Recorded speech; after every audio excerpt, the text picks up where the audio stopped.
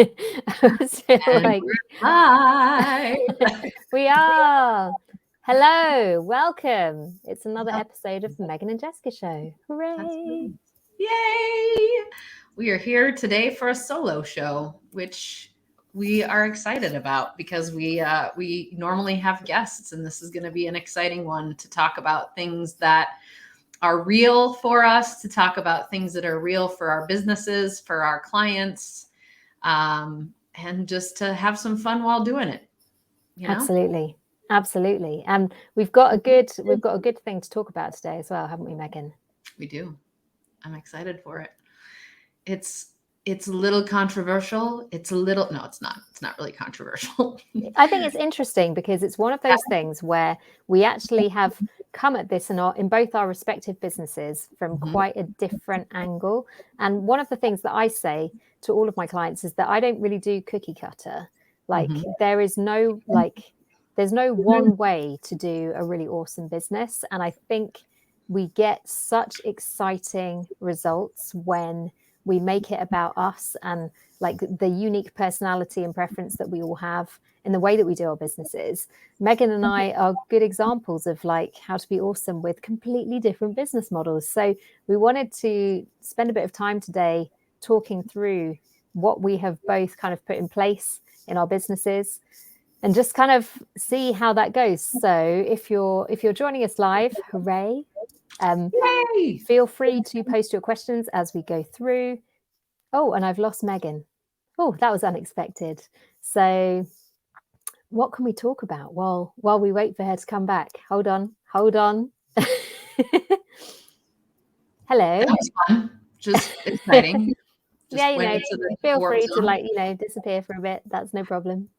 Sometimes we just have to put our invisible cloak on and just disappear. Yeah, do it. I mean, don't do it.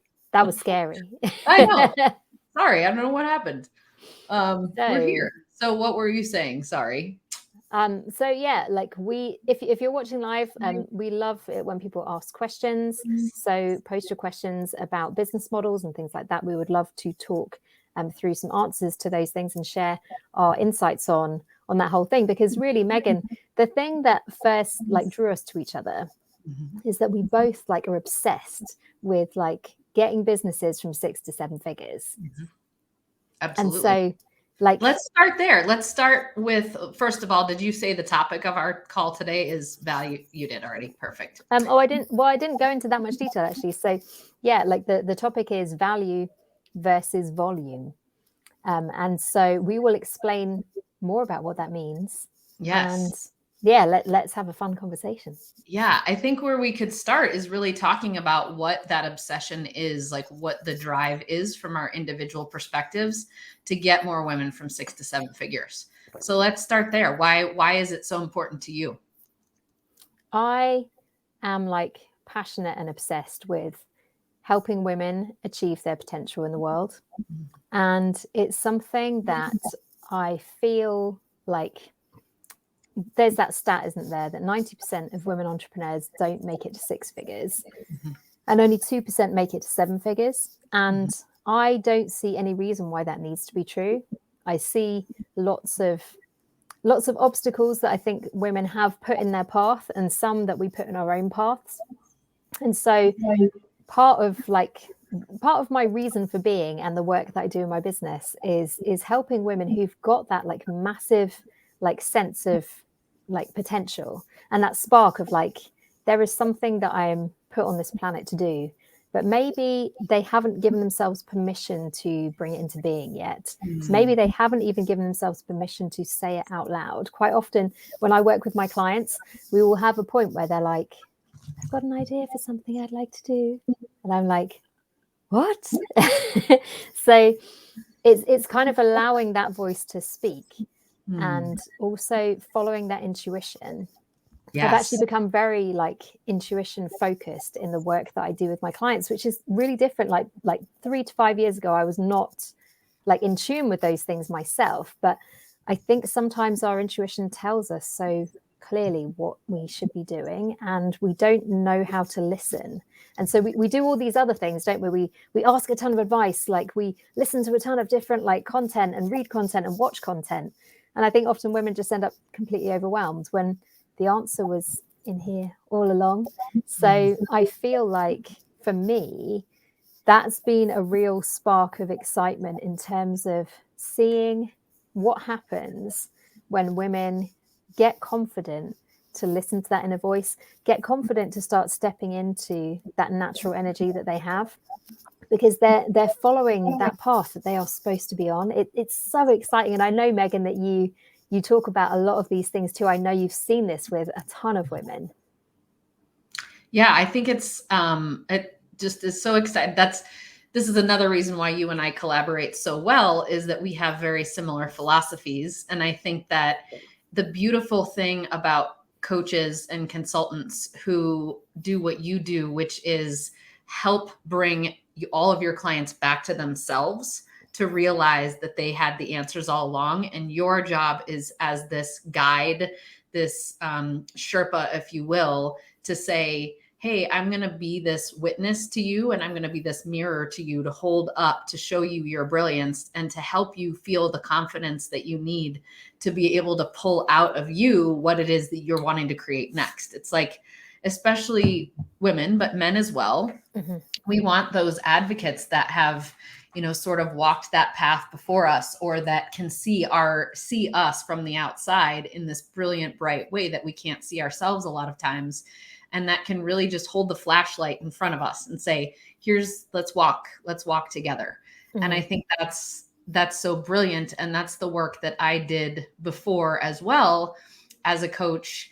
And so, kind of reversing to say, why am I passionate about getting women from that 6 to 7 figure mark, kind of does come along with my story of having been a coach from, when I started my business in 2009 until 2019, and focusing in the world of branding and marketing. And my focus with my clients was to really help them get aligned with their vision, where it was that they were headed, this big picture, and their mission and their values, and making sure that their brand and their messaging and their products and their services and their offerings were all in alignment with that big picture. Where am I headed?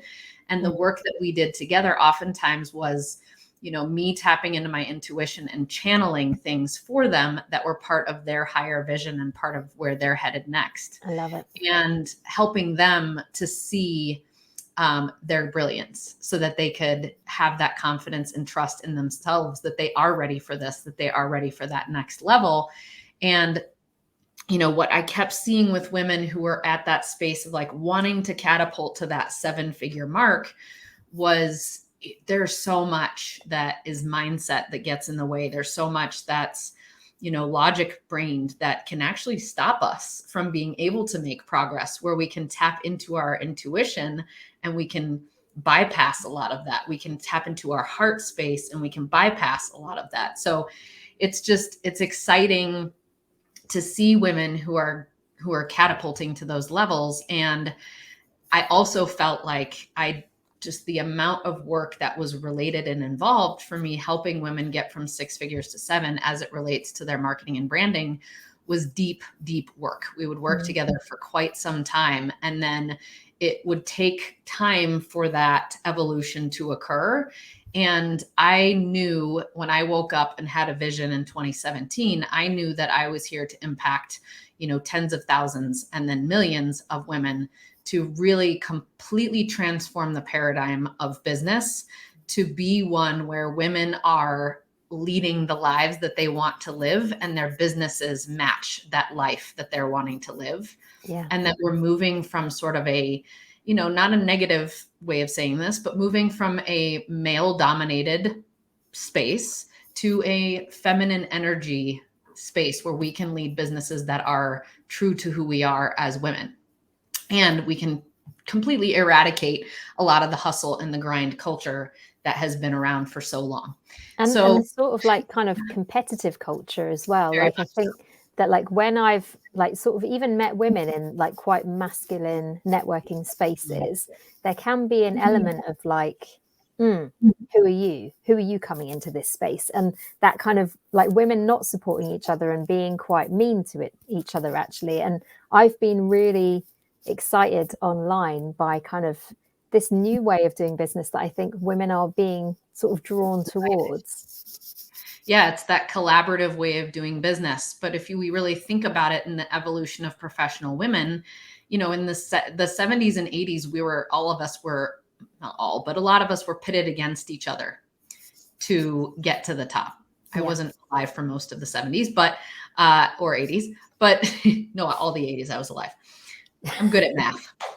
Anyways, we were pitted against each other for very few positions at the top, right? And now, and you know, then the 90s and the early 2000s, things started shifting and changing, and we were really in that space of like, okay, how do we do business? How do we enter into these things as men do? And I think what we're fast forwarding to now, after having been separated from each other for so long in COVID, is we're realizing that, oh my gosh, we can actually get further faster if we collaborate. And to just kind of wrap up this little topic here of why 6 to 7 figures, when we have more resources as women, we can do more. That's the plain and simple truth of it. If we are running a company that generates $2 million in revenue or $10 million in revenue or $100 million in revenue, we can employ a lot more outstanding people. We can create those dynamic company cultures that will actually change the paradigm of business. We can create those ripple effects in our communities that are noticeable not only for our generation, but for future generations. But we need to do that by having money. And there's so much that you do, I guarantee you. And, you know, we've talked about around helping women with their mindset around money and getting rid of those money stories. We've had previous conversations about this, but that is part of this giant paradigm shift of helping more women get to that 7-figure level. Is there can be many more of us, not 2%. There can be 6%. There can be 10% of women-owned businesses that get to that 7-figure mark. But we've got to do things differently if we're going to do that. So yeah, absolutely. And I love what you're saying there as well, Meghann, about the ecosystem, because that is such a huge thing that I see going on, actually, that women, they tend to hire women.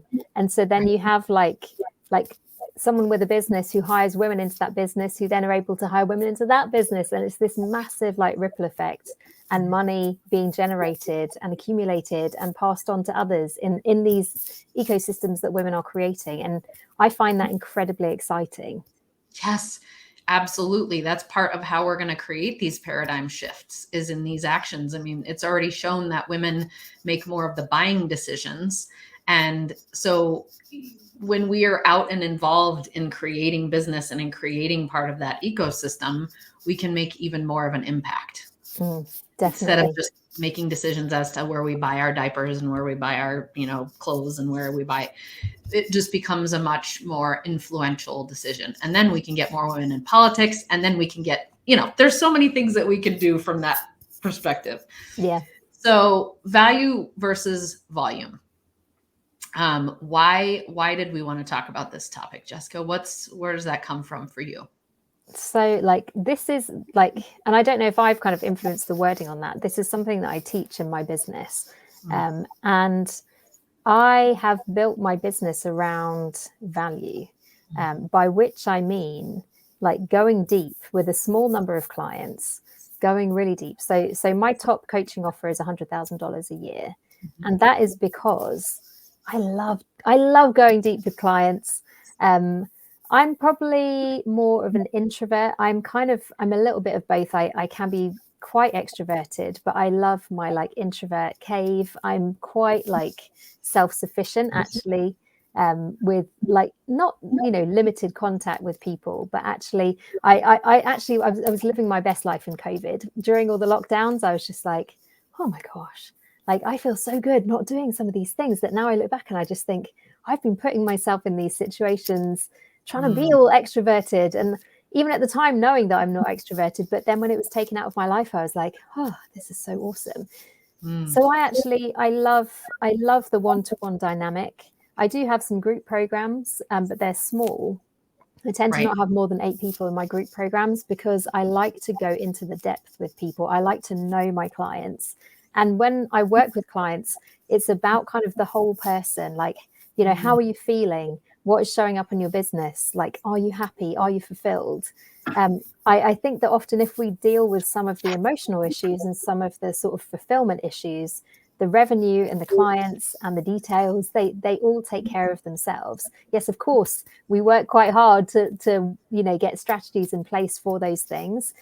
But over kind of nearly 9 years of coaching, I've just really found that if we focus only on the strategy, the problem that people have time and time again is that they're not really putting stuff into practice.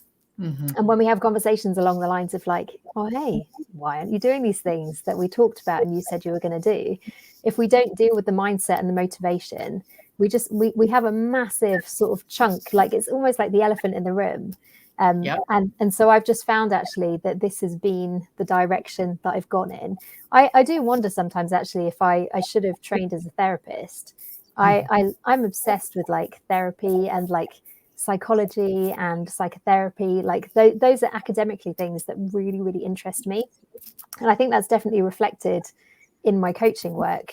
But like something that I do with a lot of my clients is help them. So I talk about a 4-stage framework.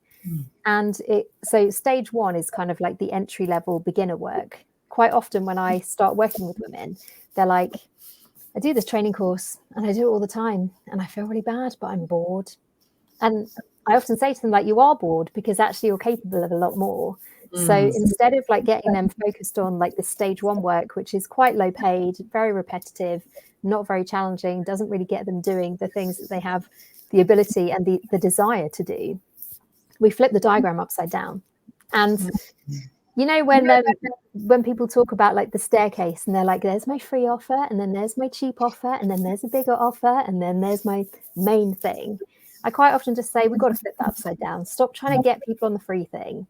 Let's get people on the top level thing first, because I talk about like the revenue wall to 7 figures. We stack up bricks that are big contracts. So I say to my clients, from now on, like your smallest contract is going to be $100,000 a year. Not just like because that's what I've done kind of in my own pricing, but because actually that's a really good way for them to start to think about it. And quite a few of them, they're starting to put numbers like 400-500 on the table. And then, in terms of like building a 7-figure business, my brand is 7-figure consultant. If you get 2 clients paying 500,000, ding, ding, ding, it's done on 2 sales, delivering 2 contracts. And I think when women are in that stage where they're kind of going, oh, here's $5,000 worth of work, here's $10,000 worth of work. That's a lot of sales and a lot of delivery to get yourself to 7 figures. So it's like a practicality thing, but it's also like, how do you find your deepest fulfillment? But the caveat that I want to put in there is that, like, although I have a value-based sort of preference, what I do find with a lot of my clients is that when they are getting established, when they're starting to build a bit of an audience themselves, that's when I like to add in the volume, because there start to be these things, so quite often clients will say, people keep asking me to put together like a group program, or people keep asking me if I can create a course for this. And sometimes like there's crazy demand. One of my clients, she just made like a free video, like 900 people downloaded it in a week. It was like insane.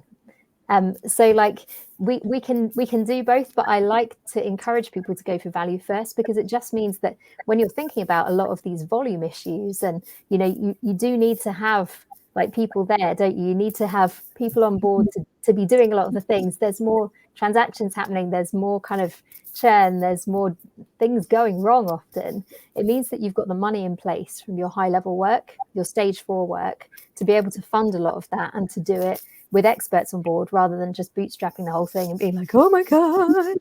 So that's kind of my approach.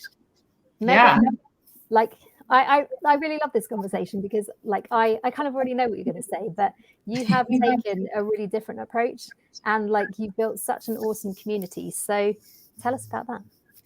Yes. So I came from, like I said earlier, the coaching model, and also completely agree that a lot of times I think we're getting better as women at getting beyond that trading time for money.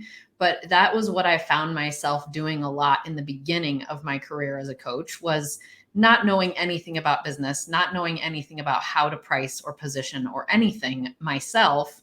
I was doing the whole like, I mean, you're going to laugh, but in 2009, when I started my company, I was doing social media management and I was charging $50 to $100 a month to manage people's social media.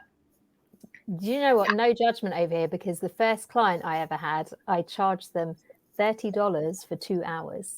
Yeah. I mean, we have to start somewhere, right? And we have to realize things. And, I'm proud of myself for making it through those ramen years. So do you know what ramen is? I don't know if it's an American. Okay. So we as business owners have to go through those phases, and God bless those who don't even go through those phases and just go straight for the like charging what they're worth. Yes. But I needed to go through all of the stages of making less than $20,000 in my first year in business to, getting over that 6-figure hump, to getting to the mid 6 figures, to then on my way now to the 7 figures. I have had to go through all of those, and I've had to learn all the things that I've learned. And so when I got into value pricing, which I would call, instead of saying, here's what my price is and you get X amount of hours, which is trading time for money, you start getting into that mindset of, here's the cost. Some people would call it retainer-based pricing. Here's the cost, and here's everything that you're going to, the results that you're going to get, or the things that you're going to get from working with me. And so that people stop doing that. Well, that equates to, $250 an hour, or 300 or 500 or 12 million or whatever.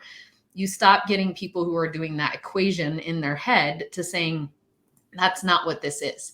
This is the value that I'm going to deliver and the outcome that I'm going to deliver.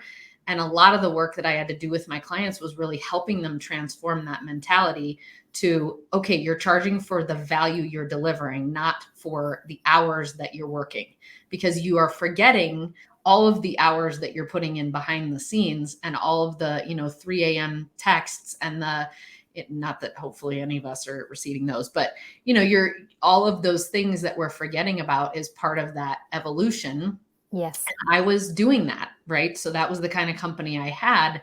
And I am coming to this from a different perspective as Jessica, in that I'm a raging extrovert. So I was feeling like I had figured out Zoom back in like 2016. So I was having a lot of my client sessions online because, them coming to my office or me going to their office was not really sustainable. And so I was figuring out these things, and I'm like, God, I'm lonely. I really don't want to be here by myself in my office all the time. And also was feeling like, gosh, I have a lot of work that I'm doing, and there are so many things that I could have done better. Trust me. I'm not charging enough for the value that I was delivering, and the amount of time I was spending with my clients, the amount of time I was spending on follow-up, et cetera. But I got to that point where I'm like, I need something where I can get together with my people, my power partners and my clients, and get them all together in a space. And I'd been networking for years and couldn't stand the way that most networking was. So that was really my impetus for creating the Dames. And it was a product under my marketing business for a long time, if you will. And I never thought that it would be that I would create this volume business. I never thought that I would. I didn't, like, all of this was divinely guided and planned, and not planned. It was all divinely guided. So I did get to that point where, I was having Denver Dames events, and then I had an intuitive download in 2017 of where the Dames was going to go. And that was when I was able to really create the online platform. And here's another dingleberry story. When I started the Dames, I charged $37 a month for the membership. I kick myself all the time for starting that low, because then what I kept telling myself, sorry, it just got really hot. What I kept telling myself was, man, I'm going to have to incrementally increase these prices over time. And when I finally realized that I had to do a massive increase in order to get up to where I needed to be, that was the most painful thing I ever did. So I think, what I love about what you said, Jessica, was that there's not a one size fits all approach for everyone. And I did feel burnt out most of the time by the one-on-one model. It wasn't life-giving to me all the time, but I told myself for years that I couldn't give up my marketing business because I loved the impact I was making on the women that I worked with. So I completely understand that. Yeah, and I really understand that for you. Sorry, I muted for a minute because someone's rung the doorbell. My dog is going mental downstairs, but my husband is in control. It's all fine. But no, I really get that for extroverts, that like sometimes it's like you kind of need to be like in front of an audience. You need to have a crowd gathered. It's not enough to just do this like sort of one-to-one. Like it needs to be variety, and it's the energy. Yeah. Right. It's where you're fed. I'm fed when I'm standing, like we had our fun friends last week. And I'm, standing in a room with 100 women, that feeds me versus being at home by myself or just with my husband, love him to bits, but I get bored of the same person all the time. So but there was this balance that I had for a while. I was straddling two businesses. I was working full time in my marketing business, and then I was giving as much as I could to the dames. And when I really realized, like, gosh, I don't want to be part of the value, I want to be part of the volume, it was a very liberating moment for me. And I do think that I will get back into coaching at some point once I have figured out the systematization of this business so that it can grow and scale without me having to be doing a lot of the work. And I think this is the thing that like what we're describing is like we both have like different preferences for like where we get our energy, like how many people we want to be kind of in the like in our ecosystem, as it were. Right. And what I've found actually is that I'm starting to meet like coaching grandchildren. Like I meet people and they've been coached by people that I coached, and you're just like, ha. But I think that I do think that you reach a point like of sort of business model maturity where actually value can become volume, or can like the two things can coincide, and like the same really. Like as soon as you've got like a volume-based business and a large audience that are primed to purchase, of course you can add in like layers of like value-based products on top of that. So like it's one of those things. It's like you can actually go off in different directions, but like it doesn't need to be like you'll never incorporate elements of the other. And I do think that like in 7 and 8 figure businesses, typically you've got a range of things going on, and there's usually value and volume in there together. Yes, absolutely. That I'm writing notes because I'm like, yes, that's what tends to happen, right? Is they do tend to go, I think we realize as we get more experienced in business that there are different ways of creating our business model that work better for our own energy and our own desires. And that's that point that we get to where it's like, yeah, once I can systematize this, then I can put more effort over here, or I can create this mix of offerings that we deliver. I could have, Dames members who are facilitating these more in-depth mastermind retreats. There's so much that's coming, and that's an exciting thing. But one thing that I just want to say is I think so many women and business owners as a whole, they come into business and they just do what everybody else does, which is I'm going to follow a carbon copy model, which is I'm going to be a coach, and I'm going to, take you through my 12-week program. And I'm going to, it's just this thing that everyone thinks, oh, I should just go into business and be a coach, and I should do it this way. And if I follow this model, then I'm going to be successful, blah, blah, blah. And I think that that's a detriment because it burns a lot of entrepreneurs out to be in a certain business model that doesn't light them up. Yeah. And I think for introverts, trying to fake it as an extrovert is exhausting. Like extroverts trying to be secluded is exhausting. It sends them crazy. Absolutely. My extroverted clients, they need to find ways of actually getting that energy, because if you just put them at home the whole time, then they're just like, my soul is dying. Like it's not a happy place for them. And I think it's having the confidence, isn't it, to know what is right for you. But I also think that is kind of almost like a coming of age, growing up thing that we all need to go through. Like, I think there are seasons in life when we're younger where we're just like, I'll just do what my friends do. I've never really been like that. I would, you know, like all my friends used to like this particular boy band, and I was like, oh, they suck. I'm going to listen to this music. And I had like my Britpop indie, and I was just like, I refuse to join in with you. But I think I have always been like that. But like even me, like there are things where I've just been like, yeah, I'll just do what everyone else is doing. And then you just get to a point and you're like, this really isn't working for me. Like, and I think we have to kind of own it ourselves, don't we? And just be like, who are you as a person? And actually, what do you want to do? Because we have so much freedom as entrepreneurs, but I think that's a really scary thing to be able to carry often, because it can just feel like I don't know what I'm supposed to do. And I think particularly for me, I found like when I've had jobs, I've just often been quite like, oh, stop telling me what to do. And then when I got out of my own business, I was like, please will someone tell me what to do? It's just, I think we need to talk about that, because I think that there is, yeah, I mean, we're going to have this conversation on a future call too, just around the, gosh, I don't remember what I called it when we were talking about it in email, but basically the, you know, the anxiety that comes with being an entrepreneur, or sometimes the depression that comes, the mental health challenges that come with it can be huge. Yeah.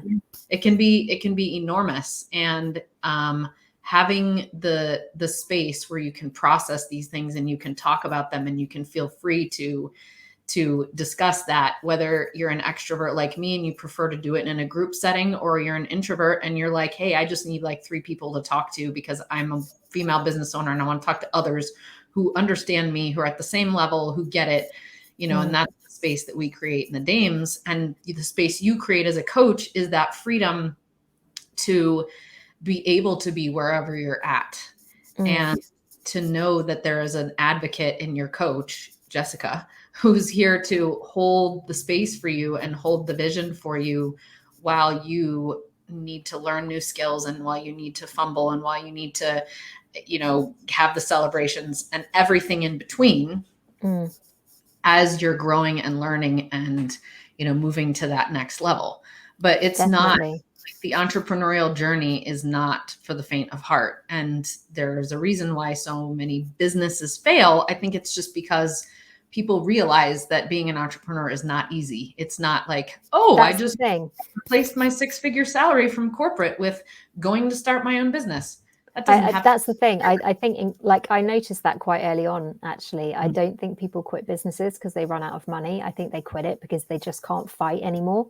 And I don't know, I feel like in the last 9 years, I'm 40 in like a few weeks. But I just feel like I started my business when I was 31, and I am not the same person because the journey that I have had to go on. But I was saying to a client earlier, we get so resilient because there are so many knocks. There are so many disappointments, so much rejection, so much like getting in your own head and having to work through the mindset. But like you really do, like if you put the years in, you get to a place, and if you put the mindset work in as well, you get to a place where like stuff can happen in the business, and like you might need 5 minutes to walk it off, or like maybe sleep it off overnight. But then the next day you're kind of like, right, okay, let's get on with it. You know, I think within that we go through seasons where it's harder to get back up. But I do think I am on a completely different path in life than I would have been if I'd have never set up my business. I kind of get chills like thinking about it. Oh yeah. I mean, absolutely 100%. There is no doubt in my mind that the day that I met the guy who helped me start my business was a universally divinely placed moment that was meant to be in my path, because it was that moment where, like, even in the ramen years, I knew that I was on a ski path with the best ski boots and the best skis, and I was on my path. Like, that was how I felt. It was this immediate, oh, this is what I'm intended for. And even more, when I was able to see the vision of where the Dames is going, it was like, oh, this is the reinforcement. And I finally have connection to this. I finally can see this, which I couldn't see for a while. I just knew that I was supposed to be an entrepreneur, but I didn't know why. I didn't know what the bigger picture was. But once that came clear, it was a whole other echelon of whew, yes, this is the impact that I'm here to make. And I think we all have such unique contributions to give to this world.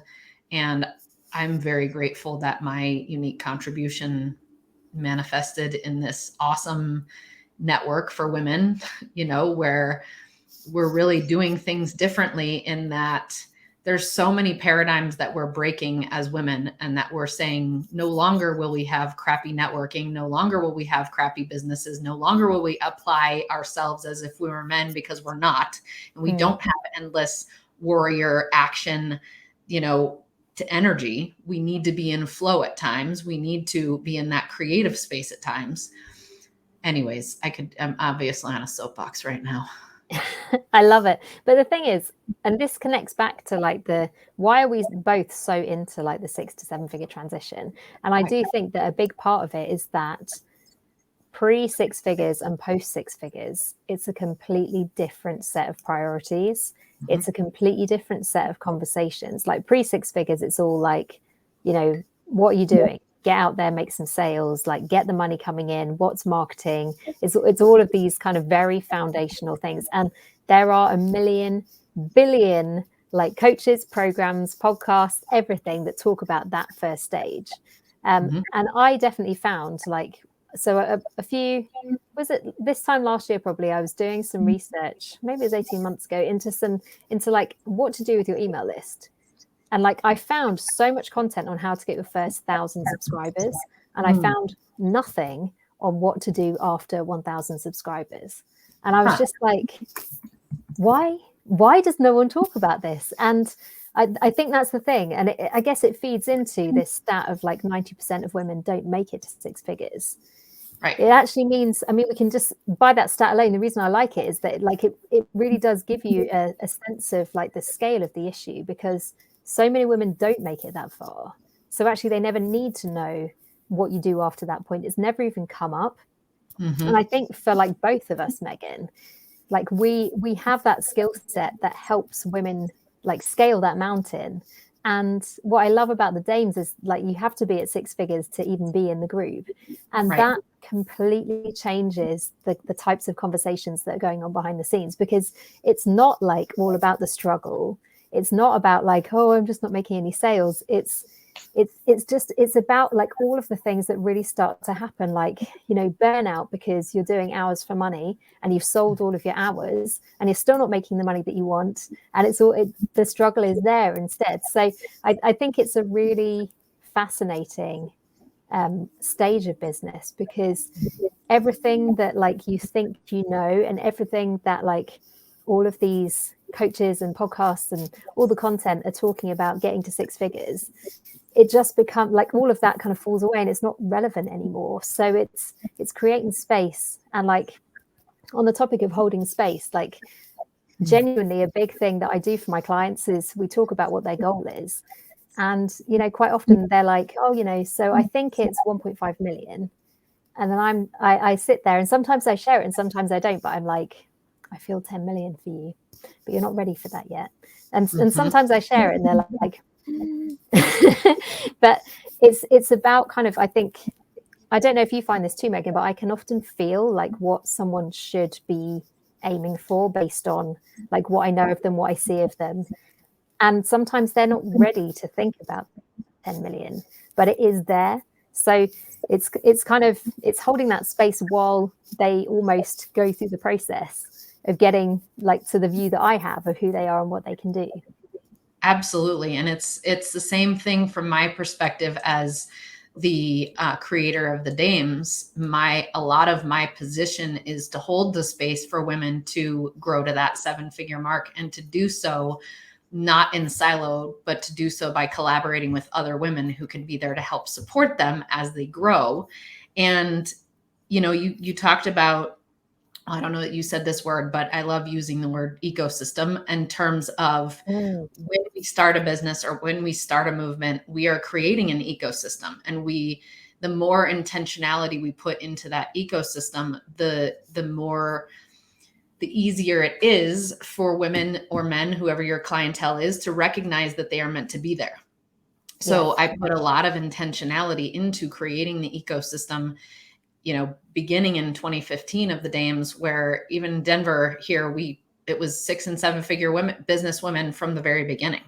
And it is also a different culture of the fun and the love at the forefront, where we do have a lot of those who are more woo-woo in a sense that they're explaining things and they're using their intuition when they're talking about it. And, we're holding the space for each other to live into what we see for each other.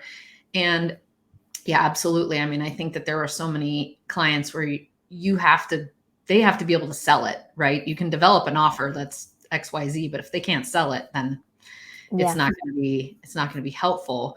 Just like when we get to this point of me sort of leading this revolution or this movement, I get to hold the space for women to see that they can get to that 7-figure mark, and I get to celebrate them when they get there and then say, hey, how did you do this? So that we can show all these other ladies that it's not a carbon copy print of how you do it. Yes, and exactly. There are elements that are unanimous. Is that the word? Yes, I think. Yeah. Across universal. Yeah. Universal. Yes. Universal across platforms, which is, in my philosophy, the way that I say it is you can only grow as much professionally as you're willing to grow personally. That means, just like you said, the consistent mindset work, it's a must. It's not like you just get to a certain point and you're like, yeah, I got all the mindset stuff figured out. I don't need to do it's such a shock, isn't it, when we're like, I've just had a big breakthrough, just had a big up level, and then you're like, oh no, why is this happening again? It's like, well, this is it. Yeah, this is life. This is human. And if you if you decide and you see that big picture vision and you keep moving toward it, it's not like the problems disappear at some point. It's not like it just becomes super easy. The problems shift when you go from 100K to 250K to 500K to 750K to a million to $1.2 million to the problems shift and the challenges shift. And it's interesting to see how universal they are. Yeah. But in the Dames and in your business, we've decided to become the experts on what are those problems that women face at this point, and then what are the solutions that we can hold the space for them and the picture and the vision for them to achieve in this level. Yeah. Because like you said, there's so many resources for that sub 100K, but there is a whole suite of challenges and changes that happen between 6 and 7 figures. And then there's a whole other suite from where you're going from that 2 million to 10 million and then beyond that. So we get to create the ecosystem that we are the experts in for our clients and our members. And then we help them because they know that they're in the right place, right? They know this is the space that has the answers for me. This is the coach that has the help for me, because she gets it. She sees me all day long, inside and outside. Yeah, absolutely. And I don't know, I really feel that as well. Like my group program is called the 7 Figures Club. And like the women who are in there, like I love it when they have that moment of like, oh, she's going through what I'm going through, because I do one-to-one work alongside like the group work often.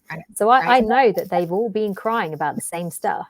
But like the moment that like they realize that like everyone is on that journey, and it's I think it is very hard actually when you get to like quite an elite level of business as a woman, because like the people often that we start off with, like when we're all pre-6 figures, they don't always like come on that journey with you. They don't always do it at the same speed.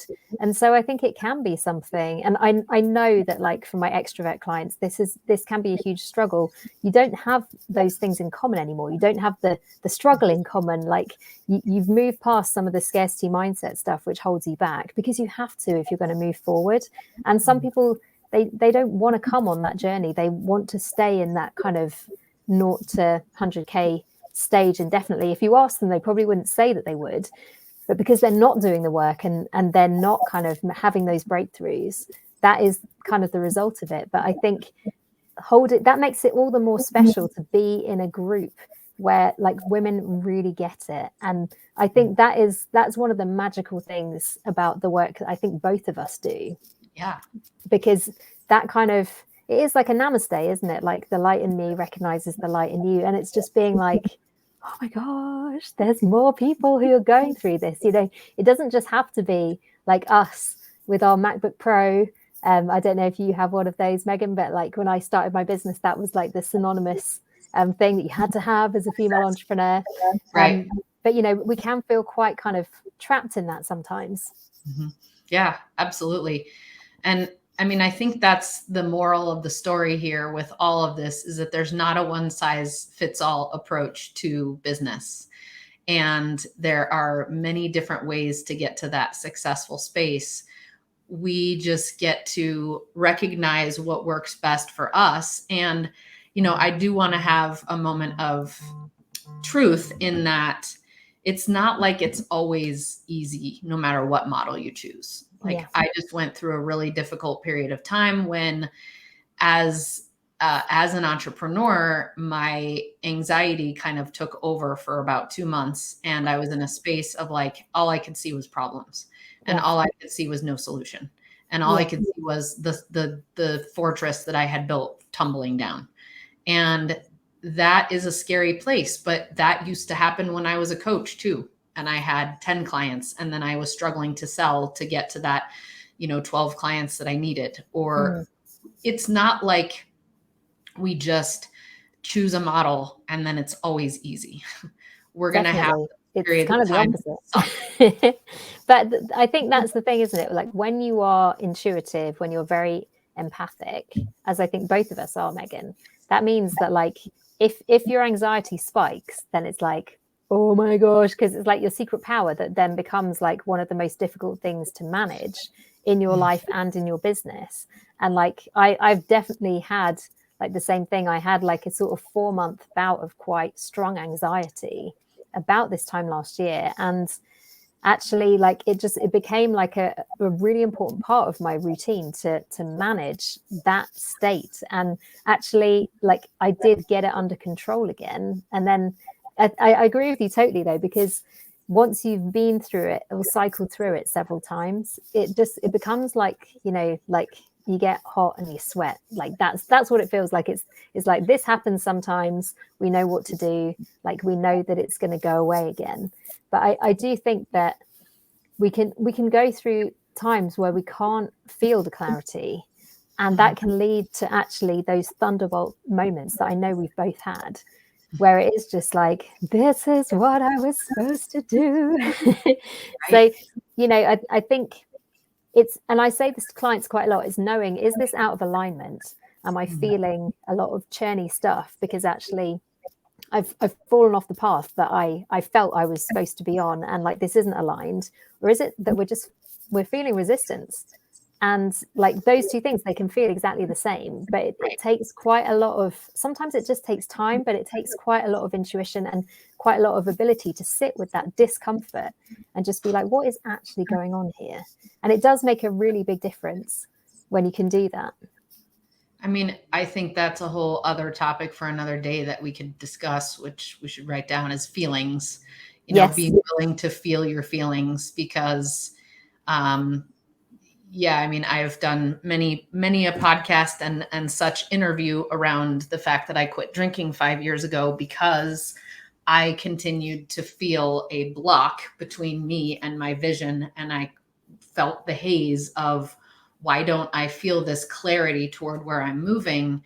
And it's because I kept seeing this giant block in front of me, this big rock that I just kept tripping over again and again and again, which was drinking for me. And so we have those things that create a block to being able to really feel, and then to be able to really make those moves that are accurate toward our epic missions and our visions. And so for me, once I removed that, that's when I started feeling all the feels in an even more intense way. I've written this down because like I have so much on this, but yeah, like that blocking behavior. We have to talk about this in a future episode. We absolutely do. Now I've realized, having said, if you're listening, please comment. I actually had the wrong screen showing, and I've just noticed there's comments. Lynn, I'm so sorry. Sorry, but I'll read the one that Lynn did most recently. She says, it's possible to give and build high value at high volume.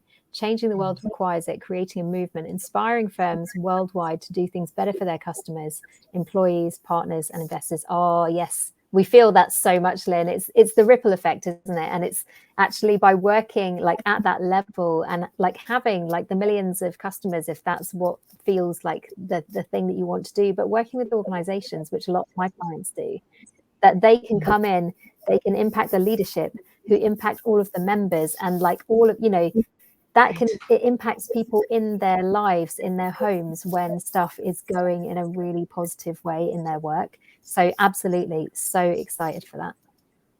Absolutely. That's that ripple effect for sure that occurs. Love it. So we need to kind of close this topic up. It's been a really good one. So let's talk about how people can work with you, Jessica, who your favorite clients are, and what's the next step for them in figuring out who you are and if it's time to work with Jessica. Yeah. So I love to work with women consultants, women who sell their consulting services to corporate firms. I also work with thought leaders. And if you are a thought leader and you have this feeling of like, I'm amazing. And, you know, you get the good speaking gigs, you've written a book maybe, but like your business behind the scenes does not reflect the amazing impact that you're having in the world.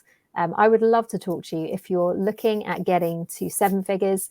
If you are already at 7 figures and you know that like there's still more that you can do, we should absolutely have a conversation. My brand is 7 Figure Consultant Limited. My website is jessicafairney.com. Do like come and fill my application form out on my Work With Me page. I'm actually extremely booked at the moment.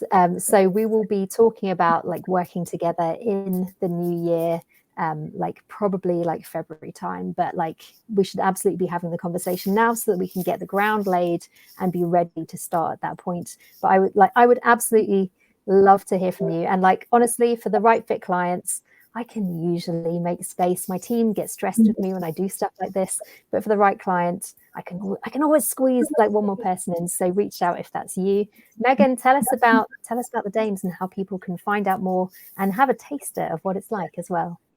Yes, absolutely. So our ideal clients, like we said, we are a network for women running 6 and 7 figure businesses and those in director and higher roles of corporate. However, we have an ideal client. I shouldn't say however, I should say, and we have an ideal client who really is a woman who's running a $500,000 company that's growing to that 7 figure mark.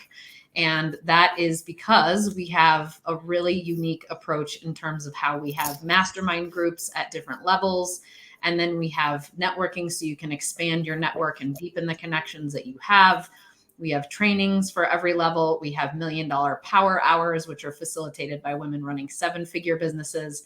This ecosystem was created for the needs, wants, and desires of a woman growing a 6 figure business to 7 figures and a woman who's growing that director role and continuing up the ladder, where we don't have to feel alone anymore. And we can really be in an organization where people get us and where the organization fosters the connection that's needed for us to be able to move to that next level.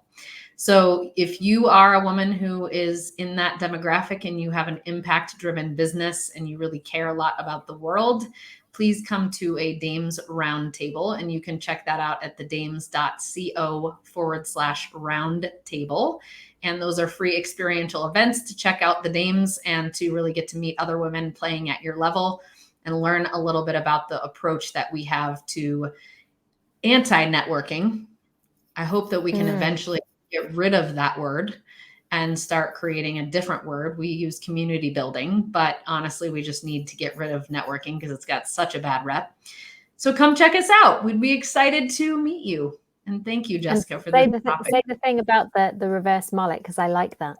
Oh, yes, you do. Yes, you do. So in our approach to networking, our approach to community building is the reverse mullet approach, where we have the party in the front and then the connection and the inspiration in the back. You come together with us in a space of humor where we can really let our hair down and connect more authentically with each other. So come on and play with us. I love that. Awesome. Awesome. Well, thank you everyone for being here with us today. Thank you for listening. Thank you for the thumbs up emojis that you've sent our way while we've been talking. That always makes us feel happy. Yes. Yeah, we have got some really exciting episodes lined up for you each month for the next few months at least. We actually have a link to a thing called Ad Event where you can subscribe to our calendar so you get advance notice. You can put all of our upcoming dates straight into your diary. It would be so great if I had that to hand right now, wouldn't it? But we share it a ton on our posts about our Meghann and Jessica Show episodes that we're doing. I will put it in the comments to this later on. So do come and grab that so you can get front row seats for the next few conversations we'll be hosting. Beautiful. We'll see you, ladies and gentlemen, in the next Jessica and Meghann show. Oh, I thought I pressed it, but I hadn't. Almost seamless. Hold on.